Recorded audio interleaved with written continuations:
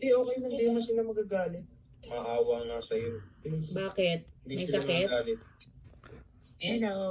Ano nangyari? Pakita ka na. Oh. Ano yun? Sabihin, Siya, kamusta na? hindi nga magagalit. Naku. Bakit? Ano nangyari kay Misha?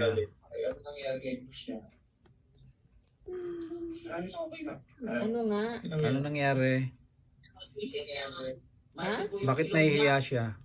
Nagigising tanghali na, mainit siguro doon.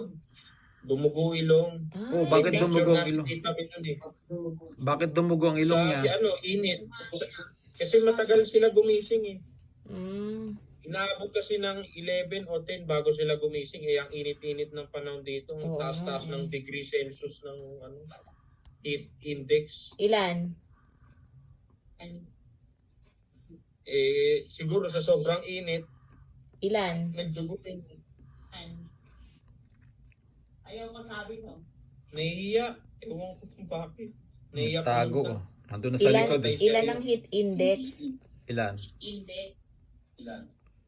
Hindi ko alam eh. Basta 40 plus eh. Ah, grabe. Ang mainit. Dati inabot namin dyan parang Kasi kanina nga, nakadalawang magpo-40. ligo ako. 45 Kahit na degrees, walang araw, para ka pa rin nasa pubon. 45 degrees Celsius. Grabe naman. Ah, kaya pala ang taas Grabe. ng ano dyan, kuryente nyo. Dapat Mac, nililinis mo yung filter nyo sa harapan. Binabaklas mo every week kung madalas mo ginagamit yung aircon. Kasi pag kumapal yung dumi nun, naku, mas lalo kayo mahirapan. Mas malaki ang babayaran nyo. May filter yun sa harapan, binabaklas yung takip nun sa harapan. Tapos lilinisin mo yung ano doon, yung filter sa loob. Every week nyo dapat yung nililinis. Every Sunday o Saturday. Tignan mo, baklasin mo, ang kapal na ng dumi yun sa loob. Taon nyo na yata yun hindi na baklas. Simula pa ng 2023. Oh, ayan na si Misha. Misha, magsalita ka na. Sabihin mo kay mami kung anong oras ka doon bukas. Ay, di, mami. Umaga ata sa kanila nun eh. Ayan, hoy. Newspaper. Ano, dali, dali. Pinatuloy, pinadala ko Ay, sa'yo. ito pala. Ayan oh. Nagdugo. Ang dami. Oo. Ano ba yan? Oo. Bakit ganyan? Ipasa mo sa akin mamaya. Ha? Ano ba yun? Ba't ipapasok sa'yo? Eh, Ang daming dugo. Kaya ang ginawa ko, ginanot ko. Ate Min, hindi gaganyanin. Hindi gaganyanin. Ano? Hahayaan mo lang. Ano? Hahayaan mo lang na tumulo. Punasan mo lang. Oo. Hindi siya ano yan, i-continuous flow lang siya. Tas lalagyan lang siya ng malamig na ano sa ulo. Malamig na, ano ba to? Yung towel. Cold compress? Oo, parang cold compress, gano'n. Cold compress. Hahayaan mo lang dito, alam mo ba, hinahayaan lang yan, pinupunasan lang ng bata. Sinisinga pa nga nila yan eh. Yung mga bata dito. Okay, akala ko ganon. Hindi. Hindi ipapaganon. Oo, Alam ko, hindi, alam mo na hindi. ganon na. Machuchoke pa nga daw pag ginanon mo. Kasi machuchoke pag ginanon mo. Oo, pero Eh, ito, ginanon ko na. hayaan mo lang siyang mag-flow. Ito nga yan, nagpo-flow kasi inugasan ko yan sa faucet. Kaya lang, sabi ko, ano ba ito, baka hindi tumigil. Hindi, titigil siya. Tumitigil yan. Kasi Hayaan mo mainit lang. nga doon sa taas. Pupunasan mo Pag wala lang, nang tapos aircon, lalagyan mo siya ng cold dito sa noo Ang niya. cold compress. Oo, ganun. So, ayun. Hindi na, Sa init alam mo kasi. ba, kaya ako na-discover yan, yung kanyang, ano, kasi una, hindi ko alam eh. Oo. Para siguro, ano sabi niya, magagalit ka ba, Tita Min, pag, ano, yung, nagagalit ka ba pag nagdudugo ang ilong ni Kuya Miggy? Hindi, ito magalit, nagdudugo na nga, magagalit pa ako. Sabi ko, kasi ako, ano, may dugo. Ha? May dugo ako, ilong mo? Hindi, wala. Doon na nagsasabi siya, nagdugo na pala dito pa lang, tapos parang huminto. Tapos, Nagdugo ulit. parang napansin ko na parang may pula rito. Parang may pula. Ano to? Ano? Kinulayan niya daw ng color red. Ano ba yan? Nagsinungaling pa. Nagsisinungaling pa. Hindi kasi parang alam ko na Takot. Magagalit pag siguro yung mga kuya niya magagalit. Pero sa akin, kaya nga nagtanong pa kung magagalit daw nga ako. Tapos, nung nandoon na, parang nangulangot siya. Sabi niya, may dugo kasi yung ilong ko. Tapos sabi niya, parang nangulangot lang siya. Tapos, mamaya, siguro, ako tiban, alam mo yung Oo. may mara na siguro ditong, ewan ko kung natuyo na Dugo. dugo. Nung natanggal niya, doon nagpo-flow na. Ayun na. Tapos, ay, Diyos ko, sabi ko, ano ba yan? Tapos, tumigil naman. Parang, Itigil naman yan eh. Kaya, sabi na, Parang Sprite, malamig. kaya sabi ko, ay nako, ano ba yan, nagmana ka kay Kuya Miggy. Si Miggy, nagmana ka kay Michael? Ganyan ba? Nagdudugo ba ilong Oh, mo? pagka mainit ang panahon, nung nagmamakdo pa ako, ganyan ako eh. Gano'n. Pag tanghali, dumudugo. Gano'n. Sabi ko, ano ba yan, nagmana kayo sa daddy nyo? Sabi ko kay Nisha. Puro Si sila daddy mo nagmana ganyan, sa si daddy. Miggy ganyan. Eh, bakit gano'n? Ito pala dapat. Nagtanong naman si nanay, parang sa mga anak ko walang ganyan. Sabi ni nanay na kahit na mainit yung bahay natin, walang bintana doon eh.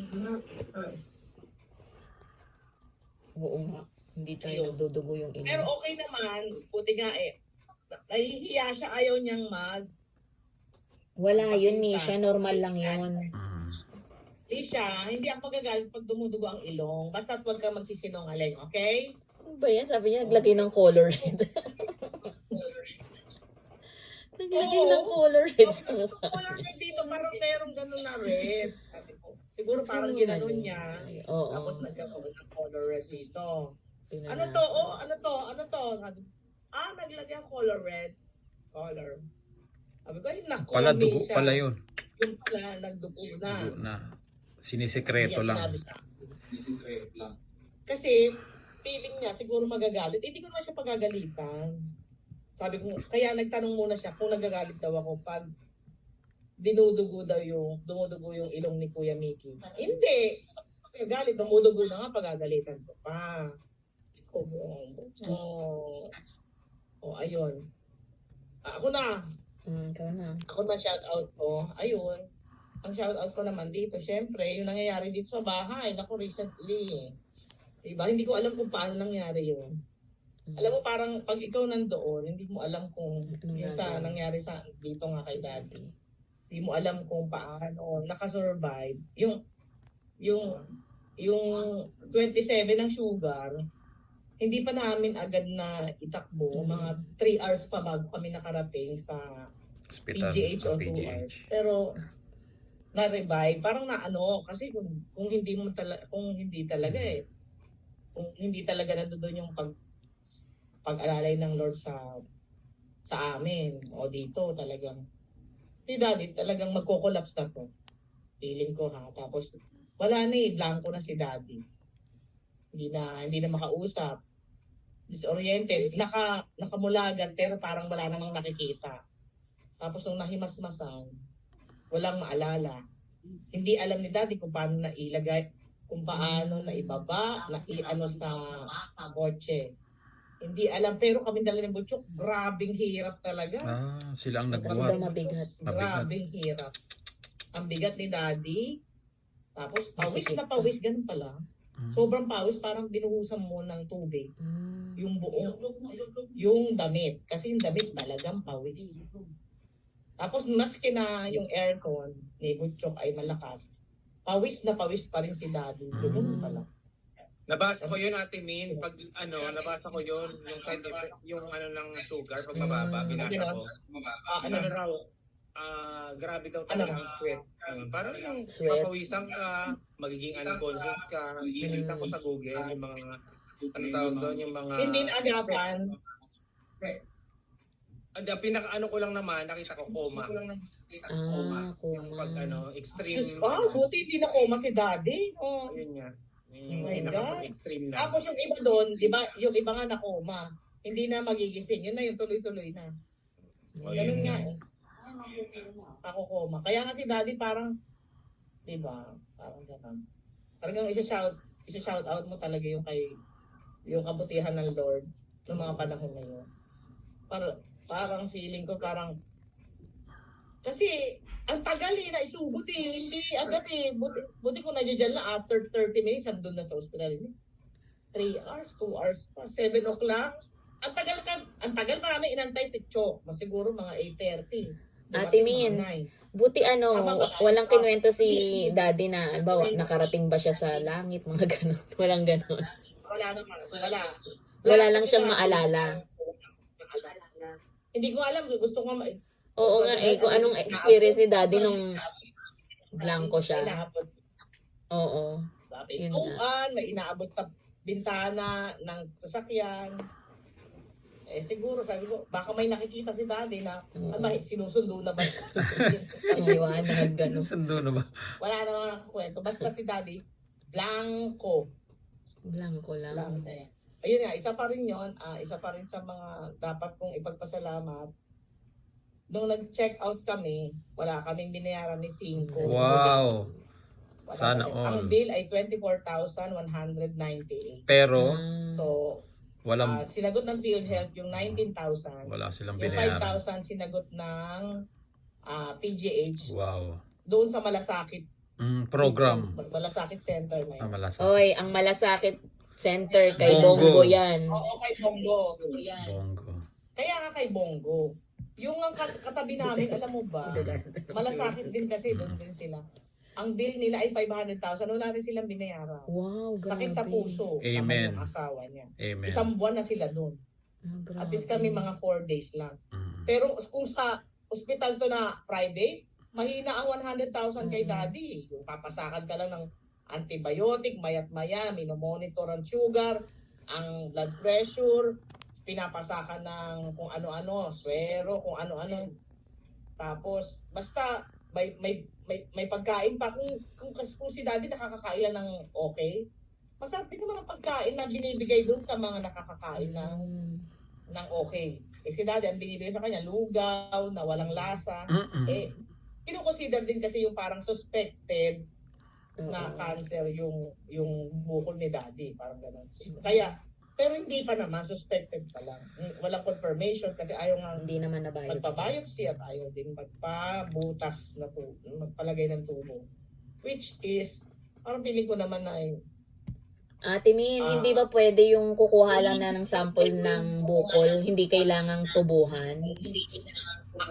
ayaw ni daddy, yung biopsy yun ayaw ni daddy kukuha na ng laman, masakit daw yun. Nung nagka-allergy si daddy, di ba, dito sa skin, kinuha na ng laman. Ang sakit-sakit daw, sabi ni daddy. Ang sakit-sakit. E di lalo na yung loob pa ng sa Sa lalamunan.